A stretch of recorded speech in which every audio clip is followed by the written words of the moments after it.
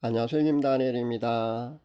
이번 6.3 지방선거 말입니다. 투표 용지 부족 사태가 전국에서 자그마치 67곳에서 발생했습니다. 서울과 부울경 지역, 인천, 대구까지요. 그것도 보수 강세 지역에서 그렇게 나타났습니다. 그래서 2030 젊은이들이 현재 서울에서 들고 일어난 겁니다. 그런데요, 재미난 것은요, 여당의 박선은 국회의원 말입니다. 누구보다도 적극적으로 재선거를 외치고 있는, 우리가 조금 이해하기 힘든 그런 모습을 현재 보이고 있지 않습니까? 총리도 그랬지 않습니까? 재선거도 국정조사 특검이든요. 다 할 수 있다고 그렇게 먼저 선수치고 나왔고요. 그리고 또 대학생들을 만나서 어떻게 막 그 정부에서 이렇게 노력하고 있다는 그런 모습으로 보이는 것을 보았습니다. 국민의힘 장동혁 대표도요, 재선거만 현재 외치고 있는 그런 실정이고요. 근데요, 단 한 사람 말입니다. 법무부 장관만요, 부정선거와 관련한 발언을 하면 엄벌에 처한다면서 그렇게 경고를 하고 있습니다. 참 무섭네요. 저처럼 이렇게 동영상을 만들어서 이렇게 올리면 말입니다. 먼저 AI가 아마 특정 용어로요 잡아낼 겁니다. 그 다음에는요 세밀하게 검토한 후에 아마 경고를 주고 말입니다. 일주일 아마 유튜브 활동을 못하게 아마 정지시킬 겁니다. 저는 그걸 각오하고 현재 이 동영상을 발표하고 있고요. 심지어 말입니다. 2030 젊은이를 집회해요. 대학생 진보연합이라는 그런 단체가 있거든요. 그러니까 7, 80년대 주사파가 있었듯이요. 현재 그 비슷한 그런 그 성격이에요. 그런 성향의 대진년 소속의 대학생들이요. 이런 순수한 집회에 갑자기 나타났습니다. 그리고 메가폰을 들고 다니면서요. 다른 정치적 구호를 아예 못하게 그렇게 선동하고 다니는 것을 보았습니다. 그러면서 오직 재선거만 외쳐야 된다고요. 그렇게 선동하다가 쫓겨나는 것을 보았습니다. 여러분도 잘 아시다시피 그 대진년 소속 그 얘들 말입니다. 프락치입니다. 프락치. 자, 여기서 뭔가 이상한 그런 점을 여러분 발견하지 못했습니까? 투표용지 부족 사태가 말입니다. 부실선거라는 그런 프레임으로 축소를 시켜서요. 재선거하는 것으로요. 그러니까 이 정도 선에서 이번 사태를 어, 마무리 짓고 끝내려고 한다는 그런 합리적인 의심을 저는 해봅니다. 여러분은 그런 생각을 해보지 않았습니까? 민주당에서 먼저 재선거를 제기하고 나선 그 국회의원 말입니다.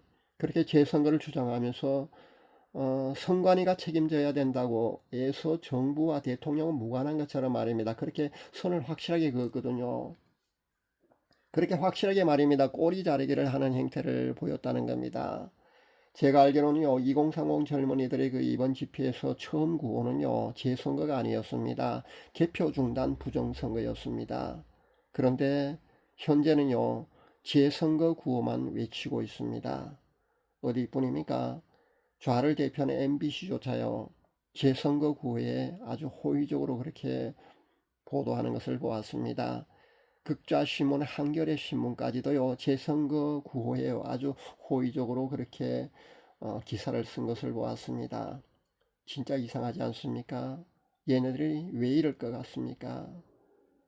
언론도 지금까지 우리가 잘 아시다시피요, 우파의 시위에 대해서는요, 축소 보도 내지요, 아예 보도하지 않았습니다. 그런데 왜 지금은요, 시위를 감추지 않고 그렇게 집회하는 것을 대대적으로 보도하고 있겠습니까? 평소 얘네들의 형태를 우리가 한두 번 본 게 아니지 않습니까? 저도 처음에는요, 어안이 벙벙했다니까요. 갑자기 나라가 언론이 달라졌나 그런 생각까지 했습니다. 그런데 그게 아니더라는 겁니다. 자, 그러면은요, 진짜 하나같이 얘네들이요, 왜 이럴까? 여러분 한번 생각해 볼 수 있기를 바랍니다. 제 생각에는요, 첫 번째 부실선거로 이번 사태를 축소하고 재선거를 함으로써요, 이 정도 선에서요 마무리를 짓겠다는 겁니다. 그러니까 더 큰 어떤 것까지로요 번지는 것을 사전에 막겠다는 겁니다. 더 큰 어떤 것은요 그 용어조차 함부로 우리나라에서는요 발설할 수 없습니다. 그 얘기조차 하게 되면은요 장관이 엄벌에 처한다고 그런 엄포까지 했지 않습니까? 그런 경고까지 내놓고 있지 않습니까?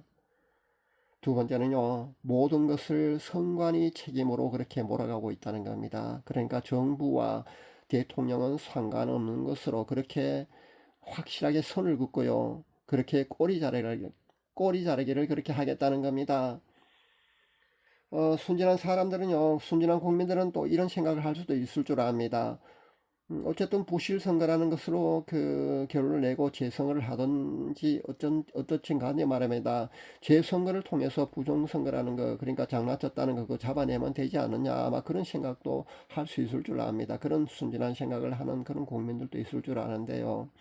정말 그런 생각을 하면 큰일입니다. 왜냐하면요, 이 나라는 이미요 거의 다 넘어갔다고 보시면 됩니다. 뭐 국정조사든 특검이든요, 뭐 어떤 법정 판결조차 말입니다. 우리가 크게 기대할 수 없습니다. 그러니까 재선거만으로 부정선거를 잡아낼 수 없다고 보는 것이 맞다는 겁니다. 네 번째는요, 여야를 막론하고 부정선거라는 말은 쏙 빼버리고요, 재선거 구호만 현재 외치고 있습니다. 전요, 그 정치인들 말입니다. 정치인들을 기본적으로 100% 신뢰하지 않습니다. 어떻게 보면은요, 이들은요, 국민들을 속이고 있다고 저는 생각합니다. 여야가 적당히 싸우는 척 하고요, 그렇게 보여주는 그런 비슷한 집단들이라고 저는 그런 생각을 합니다. 왜냐하면은요, 300명 국회의원들 중에 말입니다. 자그마치 200여 명이나 되는 그 국회의원들이요, 거기에는 여야가 모두 포함되는 그런 국회의원들이 말입니다. 그렇게나 많은 국회의원들이요, 친중 정치인들이라는 것을 알면은요, 현재 우리나라에서 말입니다, 벌어지고는 정치 그 형태가 말입니다, 여러분 눈에 아마 좀 보일 겁니다. 그 숨겨진 내막 말입니다. 현재 왜 이런 현장 정치가 일어나고 있는지 말입니다. 정치 현장에 그 일어나고 있는 모든 그런 광경들이요, 아마 여러분이 좀 이해할 수 있을 줄 압니다. 다섯 번째는요, 세월호 이태원 참사는 저 좌쪽에서 말입니다, 대통령 탓이라고 해서요, 언론에서 대대적으로 그렇게 선동하고 보도를 했습니다. 그러다 보니까 순진한 중학생들, 심지어 유모차가 끌고까지 그런 미씨들까지 말입니다, 그런 젊은 그 주부들까지도 그렇게 시위 현장에 나타났지 않습니까? 그렇게 선동했습니다. 그 모든 것은요, 대통령 책임이라고요. 그래서 세월호로 박근혜 대통령을 탄핵까지 시켰지 않습니까? 그런데 투표용지 부족 사태는요, 그냥 선관위 책임이고요, 정부와 대통령은 책임이 없다고 현재 그러고 있습니다. 사랑하는 여러분, 그 1960년 3.15 부정선거가 일어났을 때 말입니다. 이 부정선거로 인해서 4.19 혁명이 일어났지 않습니까? 이 4.19 혁명으로 이승만 대통령이 하야했습니다. 그 부정선거는요, 사실 이승만 대통령이 몰랐습니다. 왜냐하면요, 부통령인 이기붕과 내무부 장관인 최인규가 그렇게 저질렀거든요, 주동리에서. 근데 부정선거와 상관없는 그 당시 대통령 그때 이승만 대통령은요, 이 모든 것에 책임을 지고요, 하야했습니다. 그리고 잘 아시다시피요, 그 이기붕 그 부통령 말입니다. 이 부통령은요, 양아들에게 권총으로 그 암살당했고요. 책임자인 그 내무부 장관 최인규는요, 법정 최고형인 사형에 아마 그 판결을 받은 걸로 압니다. 그렇게 사형에 처해진 걸로 압니다. 자, 모두가 그러니까 여야 정치인들, 극좌 방송국, 극좌 신문까지, 그리고 2030 집회 참가자들의 구호까지도 현재 재선거라는 프레임으로 그렇게 묻고 있다는 거 여러분 보고 있을 줄 압니다. 근데 여기서 단 한 사람 말입니다, 법무부 장관만요, 부정선거와 관련해서 그런 발언을 하게 되면요, 엄벌에 처하겠다고 그런 경고를 하고 있다는 겁니다. 이게 무슨 뜻일까요? 이들이 두려워하고 있는 것이 무엇일까, 여러분 한번 생각해 볼 수 있기를 바랍니다. 자, 이쯤 되면요, 이번 6.3 지방선거 투표지 부족 사태로 그렇게 불거진 이 문제의 본질이 무엇인지를 아마 여러분도 충분히 짐작할 수 있을 줄 압니다. 그들은요, 그것을 두려워하고 있는 것 말이 있다고 생각을 하셔야 합니다. 그들은 그것을 두려워하고 있는 겁니다. 이번 6.3 지방선거에 불거진 그 투표지 부족 사태는요, 부실 선거로 인해 생긴 것이 아니라 우리가 선거 때마다 마음 졸이며 기도하며 우리 국민들이 감시해야만 했던 바로 그것 때문이라는 겁니다. 저들은요, 그것이 명명백백하게 밝혀지는 것을 현재 두려워하고 있다는 겁니다. 본질을 파헤치지 않고요, 단순히 재선거를 하는 것만으로는요, 해결이 되지 않는다는 점을 분명히 알아야 합니다. 그래서 저들이 하나같이요 재선거라는 프레임으로 그렇게 몰아가서 그렇게 프레임을 짜고요, 그것을 기정사실하고요, 그것이 부정선거가 아니라 부실선거라고 그렇게 또 그렇게 믿게 만들고 말입니다. 그렇게 결론을 지어서요 선관위 관계자를 처벌하고 말입니다. 그 정도 선에서 이 문제를요 마무리하려는 것 같다는 겁니다. 그래서 본질을 덮으려고 하고 있다는 겁니다. 저는 그렇게 생각합니다. 이래서는요 이 나라가 계속해서 거꾸로 가는 나라가 될 수밖에 없을 겁니다. 여러분 기도해야 합니다. 이 나라가 정상적인 나라가 되고요 거꾸로 가는 나라가 아니라 올바로 가는 그런 나라가 되려면은요, 정상적인 그런 나라가 되려면은요 한국 교회가 먼저 정신 차리고 분연히 떨치고 일어나야 합니다. 목회자들이 먼저 각성해야 합니다.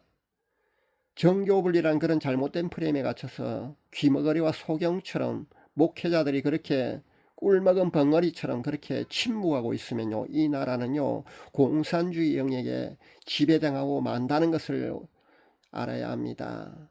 크리스찬들도 똑같고요. 이 싸움의 배후에 있는 거대한 악의 실체를 하고 분연히 떨치고 일어나서 대항해야 합니다.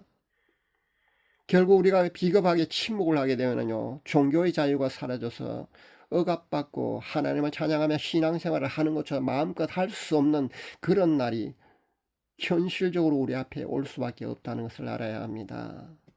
함께 눈물로 기도하면서 분연히 떨치고 일어나야 할 때 일어나서 행동하는 그런 목회자들과 크리스찬들이 다 되어야 될 줄로 압니다. 신앙과 자유는요 절대 거저 지켜지지 않는다는 것을 여러분 잊지 마시기 바랍니다. 신앙과 자유는요 거저 지켜지지 않습니다. 이것을 우리는 명심해야 될 줄로 압니다. 감사합니다.